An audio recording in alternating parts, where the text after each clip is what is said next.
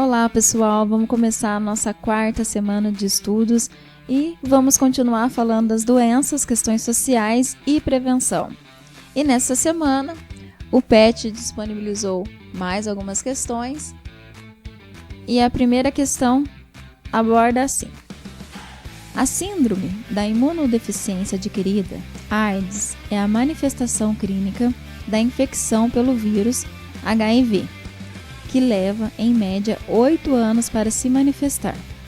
No Brasil, desde a identificação do primeiro caso de AIDS em 1980 até junho de 2007, já foram identificados cerca de 474 mil casos da doença.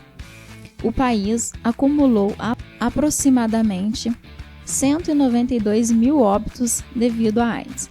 Até junho de 2006, sendo as taxas de mortalidade crescentes até meados da década de 90, estabilizando-se em cerca de 11 mil óbitos anuais desde 1998.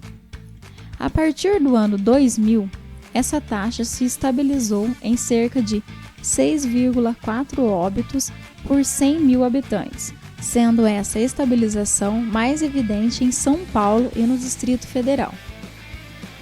Então, ele vai questionar a gente da seguinte forma: a redução nas taxas de mortalidade devido à AIDS a partir da década de 1990 é decorrente, letra A, do aumento do uso de preservativos nas relações sexuais que torna o vírus menos letal. Não é correto, porque não quer dizer que porque você está usando o preservativo, o vírus vai ser menos letal. Os sintomas, alguma coisa, você vai estar se prevenindo para não contrair o vírus. A gente sabe que uma das medidas de prevenção contra a AIDS é a utilização de preservativo, mas isso não vai tornar o vírus menos letal, então ela é errada. A melhoria das condições alimentares dos soros positivos, a qual fortalece o sistema imunológico deles. O que vai acontecer? Eles vão mudar a alimentação, rica em determinadas vitaminas, isso vai ajudar o sistema imunológico dele. Só que ele já está contaminado, então isso aí não vai estar contribuindo para uma redução das taxas de mortalidade, tá? O que a pergunta que está questionando aqui é o como teve essa redução a partir da década de 1990. A C, do desenvolvimento de drogas que permitem diferentes formas de ação contra o vírus HIV. Essa é verdadeira, porque foram criados coquetéis, que vão ajudar no combate, não vão pensar assim no combate, de ajudar o sistema imunológico, ele aumentar, se potencializar, para que a pessoa ela não fique debilitada. Qualquer resfriado que uma pessoa que tem o HIV, os sintomas são mais graves do que uma pessoa comum, porque ele já tem um sistema imunológico baixo. Então, com a criação dessas drogas, permitiram que o sistema imune deles fique mais alto. E o que aconteceu? Esses retrovirais, eles surgiram na década de 1980. E o acesso gratuito, pelo SUS, só foi a partir de 1996. Por isso que a redução das taxas da mortalidade devido à AIDS é a partir da década de 1990. Porque só em 1900 que foi descobrido vamos pensar assim, um medicamento para isso, mas só em 1996 que começou a ser distribuído, e aí começou a diminuir as taxas de mortalidade, certo? As duas últimas lá não está correta, que das melhorias sanitárias implementadas nas últimas 30 anos, principalmente nas grandes capitais, não está relacionado à questão da AIDS. E aí das campanhas que estimulam a vacinação contra o vírus e a busca pelos serviços de saúde. A gente sabe que a AIDS ainda não tem uma vacina. A única forma de se prevenir das pessoas que já têm o vírus da HIV tomando esses coquetéis. A segunda questão traz: ao abrir o envelope com o resultado de seu exame parasitológico de fezes, Jequinha leu: positivo para os ovos de Ascaris lumbricoides. Coitado do Jequinha, né?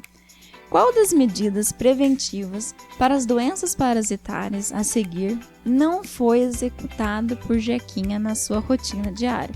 Então, o que o Jequinha ele tinha que fazer para ele não ter adquirido, né, os ovos do Ascaris lumbricoides? A. Andar descalço para que a larva não penetre nos pés? É falso, porque são outros tipos de parasitas que a gente pode adquirir andando descalço, tá? Principalmente alguns protozoários que vivem na água, que não é o caso do Ascaris lumbricoide.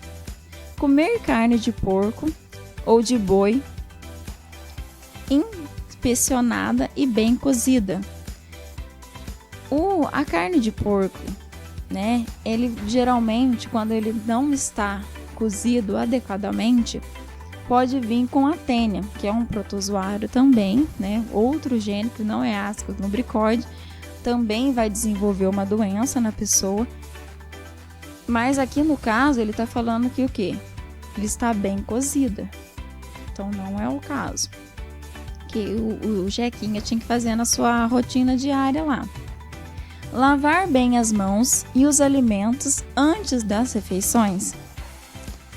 O que vocês acham? Essa é correta. Porque o que acontece? O Ascaris lumbricoides, os ovos dela, ele vai ficar geralmente na água. Se o Jequinha ele tá lá mexendo no curral, põe a mão, lava a mão nas águas sujas, não sei o que, ele vai e se alimenta com a mão suja, não lava os alimentos da maneira correta, ele vai, ao ingerir, colocar a mão na boca, ele vai estar sendo contaminado por esse parasita. Então, a alternativa correta é a C. O Jequinha ele tinha que fazer o quê? Lavar bem as mãos e os alimentos antes das refeições. Ali, a D, colocar tela nas janelas para impedir a entrada do mosquito? Não, porque o Ascaris lumbricoide não é transmitido por nenhum mosquito.